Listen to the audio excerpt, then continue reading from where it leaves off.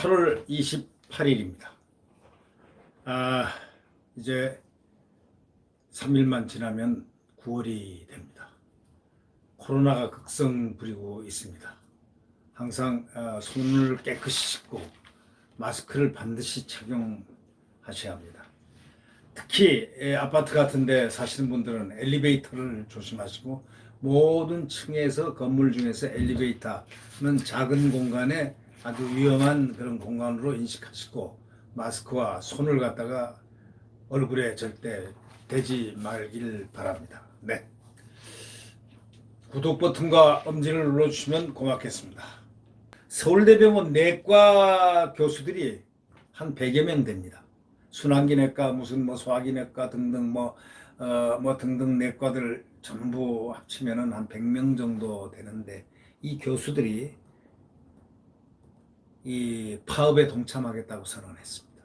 그 이유는 그 교수들이, 학생들이 저렇게 이런 지금 코로나 이런 위기의 와중 속에서 정부가, 보건복지부가 턱 내놓는다는 얘기가, 의대 정원을 늘리고 공공의대를 만들고 막 이렇게 자극을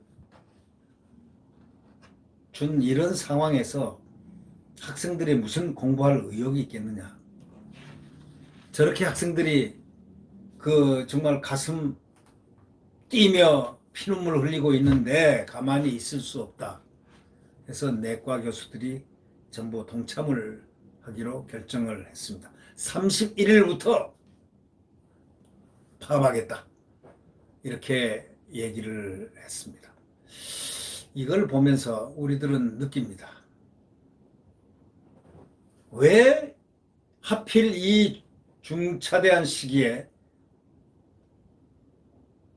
이러한 의료계를 자극하는, 의사들을 자극하는, 의사들이 가장 신경을 많이 쓰고 있는 소위 정원 확대라든가, 지금 대한민국에는 의사 수가 세계 지역별로 보면, 선진국 수준에 보면 말이죠, 지역 이렇게 밀집된 곳에 이렇게 의사들 수가 이렇게 있는 경우가 드뭅니다.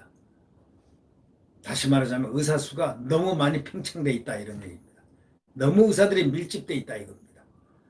그런데 정원을 확 늘린다? 그리고 공공의대라는 걸 만든다? 시민단체가 추천해서 추천제로 의사들을 만들어낸다? 공공의대로 만들어내서 10년 뒤에는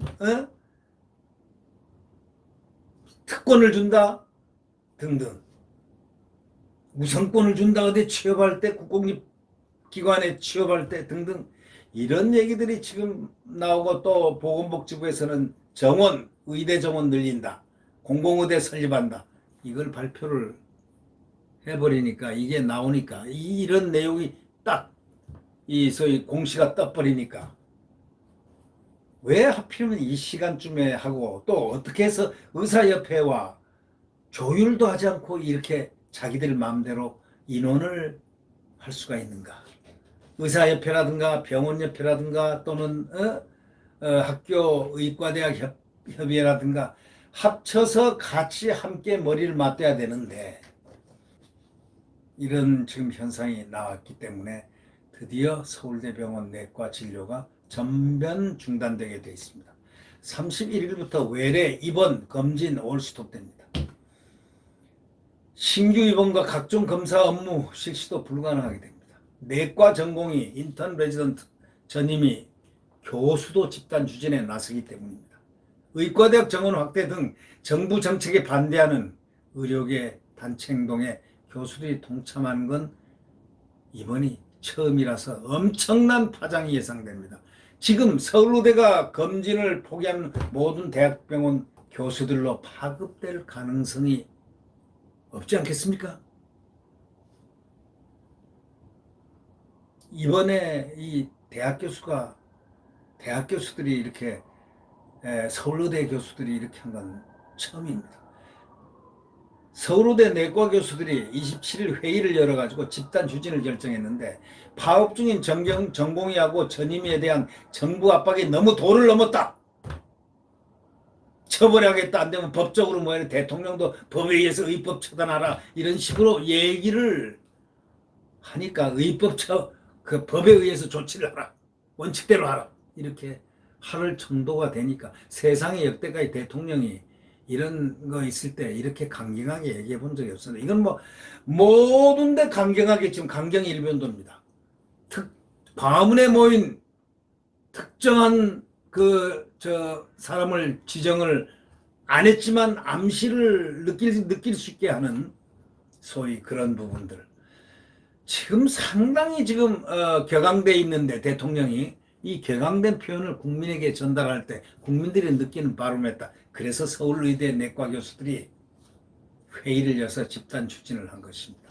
파업 중인 전공의 전임이 정부 압박이 너무 도를 넘는데, 너무 심한데 의견이 모아진 것입니다. 당초 28일 진료 중단을 검토했지만 혼란을 우려해서 31일 시작하기로 했습니다.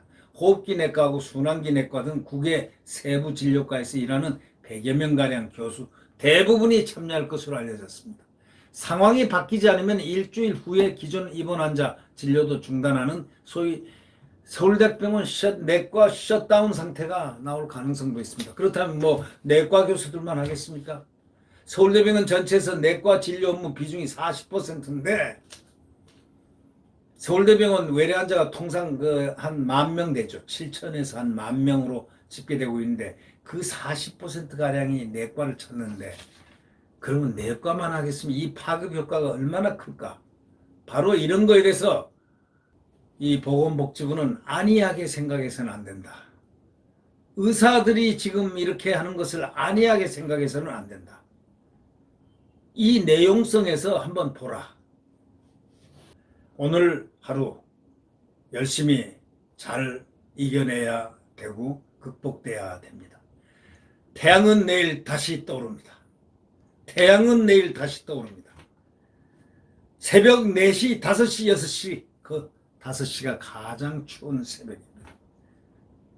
그러나 그 맑은 대지의 공기, 차가운 대지의 공기는 곧바로 떠오르는 태양과 함께 희망을 재촉하고 드디어 자유 대한민국 애국가가 퍼지면서 태극기가 펄럭일 것입니다.